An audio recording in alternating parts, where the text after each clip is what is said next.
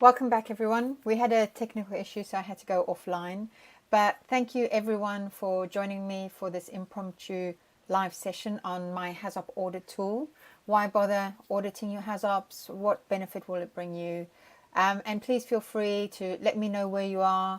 Ask any questions that you have in the chat, both on Vimeo and also on Facebook and YouTube. You'll be able to chat there and I'll be able to see them up here and answer any questions you have about HAZOP or the tool. So what does the tool do?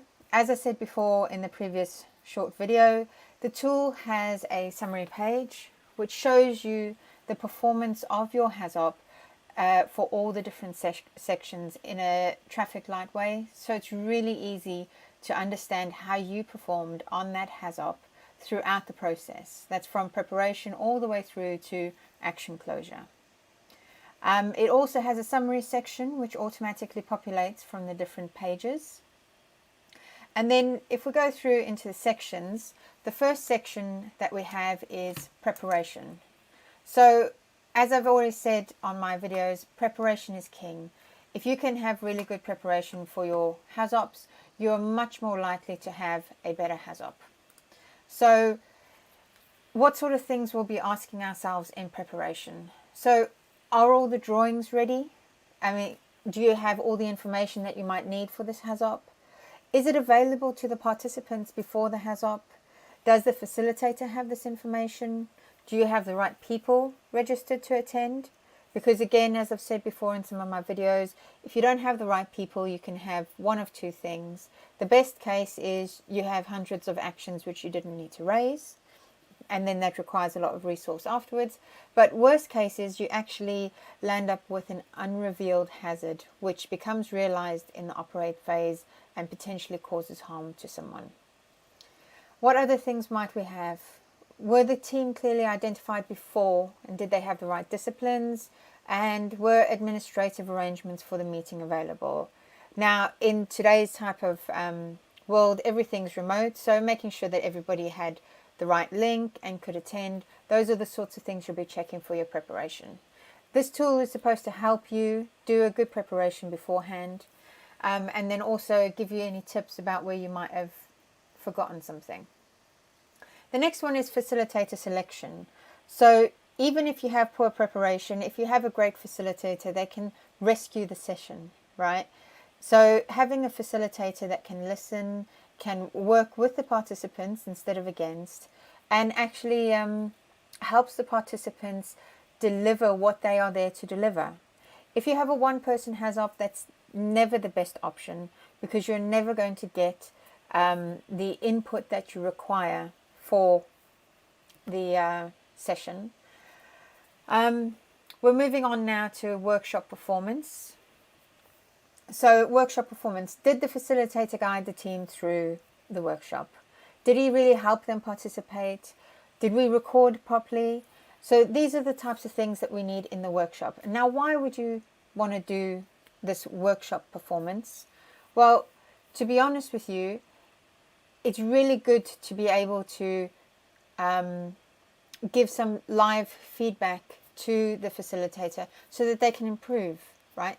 I know that you have invested in the facilitator for the purposes of this workshop, but if you invest a little bit more time and guide the facilitator through what you want, you can actually have the facilitator set up much better for your next session, and you then don't have to go through that again. If you have a bad experience with a facilitator, just dropping them and going for a new facilitator means that you have to start again. It's much better if the facilitator is willing to learn, to be able to have some feedback from them. So I'm going to just copy the link for the Vimeo in so that if anybody has any Q&A, they can type it in. I haven't seen any comments come through from YouTube or Facebook yet, but please feel free to put those in and I'll see if I can get those through here on this system. So what else might we do in the workshop performance? As I said, one of the things is, did everybody participate? And that really comes down to the facilitator as well.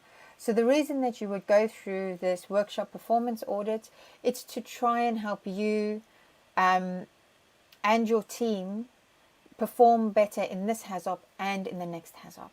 So I can see that Cynthia's joined. She's asked a question, would we be completing the pre-HAZOP audit tool to help the facilitator with their preparation? Yes, 100%. When we're selecting a facilitator, what I would do is I would provide them the audit tool and say, look, this is what I will be assessing your performance against, so that the facilitator knows what the requirements are before they start, and at the end they know that they will be held to account. You can also, if it's possible, you can construct your contract between your facilitator and yourself such that they need to achieve a minimum score on certain of these sections to be able to be given the full price for the workshop. But again, you must remember that there are other things other than facilitator performance which impacts the performance of the workshop. So, you have to take a little bit of leeway there. The next one that's really important is workshop recording.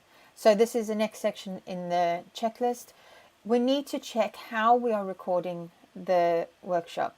And to be able to check how we are recording the workshop before the workshop, we need to decide what we are going to record, right? Are we going to do full recording? Are we going to do part recording? And so in this tool, I've given some questions, and I've also given some of the best practice from the British Standard. When we get the study report, there are things in addition to the workshop recording which are required in the study report according to the international standard. Those things are included in this checklist, so having a look through that and making sure the facilitator has that before the session will really help you make sure that you can get the right information. And then the final one is action closure. So as I've mentioned before, if you don't close your recommendations well, if you inadvertently close a recommendation without addressing the actual concern of the recommendation, i.e. you don't achieve the intent, you can result with hazards which were identified at your opportunity during the HAZOP but were not actually properly mitigated during the operate phase and can actually be realized. And this is seen to be the case in several of the CSB videos, and I've published one of those this month so that you can see what that was. So I haven't had any more questions come through from the YouTube and Facebook, which probably means I have something wrong on the settings. So let me see. Let me see if I can fix that online. If not, I will. Yeah. So let me fix that. I'll probably come online for another few minutes afterwards, just so that I can see how that works. Because don't forget that tonight at 8 o'clock, we're having our session with Jill, and I want to make sure that this is all working super before we start the session so that we don't have any hiccups. So thanks very much everyone for watching. Thank you for your patience in my competence development. And I will maybe see you in a few minutes. If not, I'll see you at 8. Thank you very much.